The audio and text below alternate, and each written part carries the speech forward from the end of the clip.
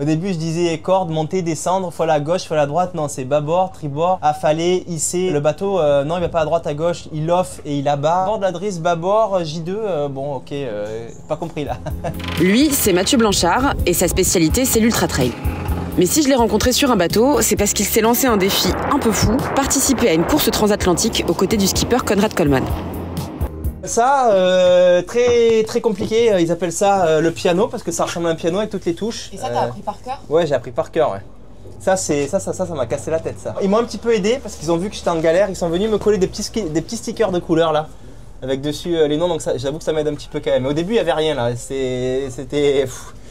Donc là, ils m'ont mis ça, donc maintenant je sais, voilà, rotation de mât, J3, le fractionné. Et ils m'en ont même mis sur le côté ici, parce que ce qui est important, des petites gommettes, il y en a là et là. Ah, donc les gommettes, c'est spécial pour toi? Ouais, c'est spécial pour moi, ouais. Comme les enfants, on met des petites gommettes de couleur. J'ai grandi en Guadeloupe, dans un club de plongée, donc c'est sûr que ça a un peu forgé ma jeunesse. Maintenant, je passe le plus clair de mon temps en montagne et la mer me manque. C'est une des raisons pour lesquelles je suis aussi dans ce projet-là. Je viens aussi m'inspirer, apprendre des nouvelles choses sur le plan mental, sur le plan du sommeil, sur le plan de la nutrition. Et je suis convaincu que je vais pouvoir le ramener à mon univers et ça va me faire progresser. Il y a quelques mois en arrière, j'ai été invité au départ du Vendée Globe. J'étais sur les quais et je regardais les bateaux partir avec les navigateurs à l'avant qui faisaient coucou à tout le monde. J'ai regardé ça avec des yeux d'enfant et je me suis dit mais moi je rêverais de faire, pas forcément un Vendée Globe, mais du moins une expérience sur ce type de bateau. J'ai commencé à en parler tout simplement autour de moi dans les soirées réseautage de la voile et c'est pas tombé dans l'oreille d'un sourd. À un moment donné, voilà, ça a germé l'idée et puis c'est arrivé aux oreilles de Conrad qui était en plein Vendée Globe. On a commencé à faire des visios ensemble. Il était en plein au milieu de l'océan pendant que moi j'étais en train de courir en montagne. Et le feeling est passé, c'est comme ça que c'est né, quoi. Ça me fait... Je suis fier mais je me sens en même temps un petit peu gêné, quoi. Sur ma carte c'est écrit co-skipper mais bon. Petit syndrome de l'imposteur. Gros syndrome de l'imposteur là quand même. Donc ici on va avoir la fameuse GV, la grande voile. Donc c'est la première qu'on déploie qui est toujours à poste sur cet énorme mât qui fait quasiment 30 mètres de haut. Je suis monté là-haut pour aller m'entraîner parce qu'il peut y avoir des blocages, des problèmes électroniques là-haut, donc il faut savoir le faire. Tu te vois en mer grimper là-haut, réparer un Je l'ai truc? fait au port. Je pense qu'en mer avec l'angle du mât qui bouge, ça doit être vraiment stressant. Et j'ai vu des skippers le faire pendant le Vendée Globe et franchement, je retire mon chapeau parce que ça paraît beaucoup plus grand quand on est en haut que quand on est en bas. Attention, ça descend là. Alors là, on réussit à se déplacer assez facilement sur le bateau parce qu'il est à plat dans le port. Mais il faut savoir qu'en mer, les monocoques sont penchés, on appelle ça la gîte. Ouais, encore petit terme technique, bravo. Donc on se déplace comme ça, comme en escalade, avec les cordes et les pieds bien ancrés. Pour participer à la course, c'est pas juste on débarque le jour J au Havre, tout beau, tout propre, on embarque sur le bateau. Non, il y a tout un processus en avant. Et les principaux rendez-vous que j'ai fait, c'est d'abord un stage de survie, 3 jours pleins, qui permet de connaître toute la sécurité qu'il y a à bord, de savoir gérer un radeau de survie. On en a fait péter un pour voir comment l'utiliser, monter dedans, se faire hisser par un hélicoptère. Enfin, c'était assez complet. J'ai aussi passé un examen pour utiliser les appareils de radio-téléphonie qu'il y a sur le bateau, les VHS, etc. Donc ça, c'était un examen comme le code à passer, donc il faut apprendre par cœur. Et ensuite, il fallait faire une qualification aussi. Donc en gros, faire 1000 milles nautiques, quasiment 2000 km en mer, sans escale. C'est ce que j'ai fait cet été, ouais, en juillet, on a fait les 1000 milles nautiques avec Conrad, on est parti au large de l'Espagne. On a pris des gros vents, là, plus de 40 nœuds dans les vagues, donc c'est vrai que j'ai vu ce que ça pouvait être, des conditions difficiles. Et ça, Conrad, il n'est pas inquiet, lui, de partir avec quelqu'un qui n'est pas à 100%... Non, parce qu'en fait, Conrad me donne des informations et il voit que si je ne comprends pas trop, il va me montrer du doigt ce qu'il faut faire. En fait, ce qui est important, c'est de pouvoir l'aider sur le plan physique. Hisser une voile, border une grande voile, je sais le faire. Donc je le fais à sa place, il me dit fais-le, bouton orange, winch gauche, tac, et puis je le fais tout de suite. Et t'as bien bossé, j'ai l'impression quand même. Ouais, j'ai bien bossé parce que c'est un projet qui me tient à cœur. Donc ouais, j'ai lu beaucoup de bouquins techniques, mais aussi beaucoup de livres de navigateurs célèbres, plus pour le côté inspirationnel, pour rêver avec eux. Donc ouais, je bosse à fond et je suis pas ici pour faire figuration et juste servir le café à Conrad. Après, il faut rester réaliste. Je suis pas skipper professionnel, je suis le seul amateur de toute la flotte des IMOCA là. Donc on part avec un handicap qui est moi, hein, je peux le dire.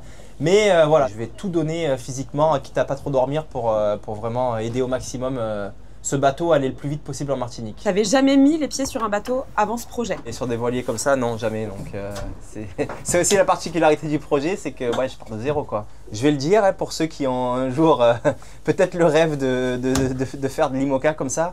il n'y a rien de confortable là-dessus. C'est que de la violence, c'est que de la souffrance. Ouais, on va être clair. Ah ouais, à ce point-là? Ah oui, à ce point-là. C'est vraiment d'un inconfort extrême, mais ceux qui aiment le sport, le dépassement et de se retrouver dans des situations comme ça, comme moi, c'est parfait. Il y a tout qui est dur ici, on cogne partout. C'est pas... J'ai les mains là, elles sont toutes rouges là parce qu'elles vont s'accrocher partout, se tenir, ça fait super mal. Et ça saute quoi, ça tape très fort, c'est hyper bruyant à l'intérieur comme tout est vide. Ça fait caisse de résonance, c'est comme si on vivait dans un tambour. Boum, boum, boum, ça tape très très fort avec les vagues. Et les bruits des sifflements, ça craque. C'est ce que je suis venu chercher, de la galère là, de la souffrance. Parce que je sais par expérience que quand je me retrouve dans ces situations-là, ça fait monter les émotions. Et en arrivant au bout, la fierté d'avoir réussi ou pas réussi le projet est encore plus forte. Il y a les amis d'Initiative Cœur qui arrivent derrière. Salut Violette! On n'a pas entendu. Ça va? Le pire, c'est le mal de mer et ça arrive à tout le monde, même les skippers. Quand ça fait longtemps qu'ils sont à quai, qu'ils retournent en mer et que la mer est un peu démontée les premiers jours, ils sont pas bien aussi. J'en ai ressenti des souffrances dans ma vie, mais celle-là, c'est une des pires. C'est affreux, on perd toutes nos forces, on perd nos jambes. Moi, je me suis retrouvé couché là par terre au milieu de l'eau, à me vomir dessus pendant des heures et des heures, à plus pouvoir me tenir debout. Welcome dans la Batmobile. Je sais pas s'il y a cette lumière, c'est un petit peu... Si, la lumière c'est très bien, je vais faire hop, je vais dézoomer pour qu'on voit un peu ce qui se passe là-dedans, c'est très bien. C'est un petit peu sombre, il n'y a pas de lumière, mais déjà on entend à peine là l'eau, et on est à l'arrêt sur le port qui tape là sur la coque. On entend déjà comme c'est bruyant. Donc on se dit qu'avec beaucoup de vent et de la houle... une vague qui frappe hyper fort sur la coque, c'est là qu'on se rend compte qu'ici ça fait boum. C'est la cuisine. C'est la cuisine. Une cuisine magique. Elle peut tout faire celle-là. On mange que du lyophilisé, d'où la seule nécessité de chauffer de l'eau. Et ça, par exemple, les appareils là un peu techniques qu'on voit derrière toi, les machines. Non, là. ça va. Déjà, je dois apprendre tout ce qui est manœuvre du bateau, l'électricité, on va pas rentrer là-dedans. C'est Conrad qui gère. Ce qui me fascine aussi chez les navigateurs, c'est des personnes à tout faire. Ils savent faire de l'électricité, de la fibre, de la plomberie parce qu'il y a des systèmes de tuyaux là-dessous, de la mécanique pour le moteur, de la gestion du bateau, de la météorologie, prendre de l'hydrologie, de la médecine. Ils savent tout faire. Allez, allons voir le chef. Parce que moi, je suis juste le petit mousse. Juste pour information, oui, c'est compliqué pour moi, mais même Conrad, il se met des petites checklists là, parce que voilà, il faut... Ouais, comme les pilotes. Voilà, comme les pilotes. Là, ici, là. Cog, sail, trim, appendage, ballast, mast. What next? On est tous les deux un peu... Compétiteurs. Beaucoup compétiteurs. On partage le même engagement sur le plan performance, mais ça reste très complexe de prendre quelqu'un qui est un expert de son milieu et de ramener dans un autre.